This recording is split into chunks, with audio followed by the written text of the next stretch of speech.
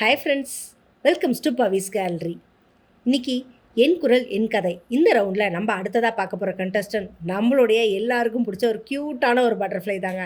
ஆமாங்க, நம்மளுடைய ஸ்ரீவர்ஷினி பற்றி தான். பார்க்கறதுக்கு பொண்ணு செம்ம க்யூட். இன்னும் அந்த குழந்தை மழலை மாறாத வாய்ஸ் அப்படின்வாங்க பார்த்தீங்களா, அதே மாதிரி தான் இருக்குது.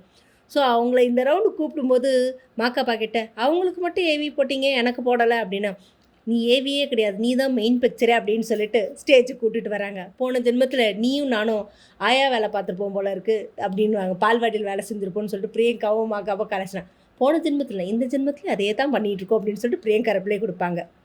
கொடுத்ததுக்கு சரி என்ன பாட்டு பாட போகிற நீ அப்படின்னு பிரியங்கா கேட்டதும் என்ன பாடலான்னு ரொம்ப தீவிரமாக ஆழ்ந்த யோசனையில் இருந்தாங்க. அவங்க ரியாக்ஷனை பார்க்கும்போது நமக்கே இருக்கும் என்ன பாட்டாக இருக்கும் அப்படின்னு நம்ம யோசிக்கிற அளவுக்கு. சரி நான் ஒரு சொல்கிறேன், அந்த பாட்டை நீ பாடுறியா அப்படின்னு சொல்லிட்டு மாக்காப்பா கேட்பா. அப்படி சரி என்ன பாட்டு அப்படின்னு, கண்மணி அன்போடு காதலன் அப்படின்னு சொல்லிட்டு நம்மளுடைய கமல் சார் எப்படி சொல்லுவோம் அதே மாதிரி மாக்காப்பா சொல்லிகிட்டே இருக்கும்போது, கடிதம் வேண்டாம் லெட்டர்னு வச்சுப்போம், கடுதாசின்னு வச்சுக்கோ, அதான் ஹிந்தியில் அப்படின்னு வர சித்திரமாக செமையாக சிரிச்சிருவாங்க.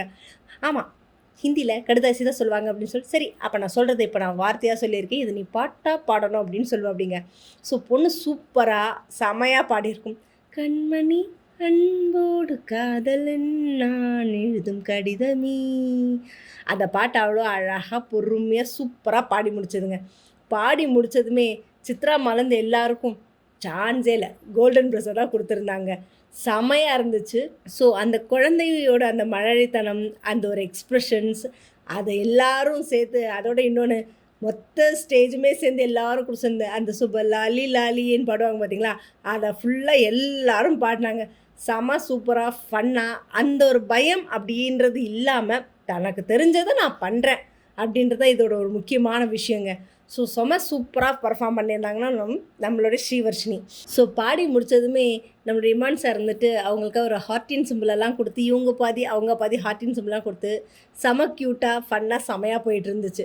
அப்படியே என்ன சொல்ல, அந்த பாட்டை இவ்வளோ ஃபுல்லாக நீ பாடியிருக்க, ஆனால் ரொம்ப டயர்டாக இருப்பேன்னு நினைக்கிறேன் அப்படின்னு சொல்லி பிரியங்கா கேட்டதும், ஆமாம் கொஞ்சம் டயர்டாக தான் இருக்குன்னு. சரி அப்போ ஓகே, பாடி முடிச்சிட்டேன், டயர்டாகிட்டேன், கோல்டன் பஸ்ஸும் வேறு வாங்கிட்டேன், ஸோ இப்போ போய் நம்ம ரெஸ்ட் எடுத்துக்கலாமா அப்படின்னு கேட்டதுமே ஓகே அப்படின்னு சொல்லிட்டு பாய் சித்ராமா, பாய் மனோஜ் சார் எல்லாருக்கும் பாய் சொல்லிட்டு நம்மளோட ஸ்ரீவர்ஷினி செம க்யூட்டாக அவங்களோட சீட்டுக்கு போக ஆரம்பிச்சிட்டாங்க. நிஜமாகவே ஸ்ரீவர்ஷினி பர்ஃபார்மன்ஸ் செம்மையாக இருந்தது.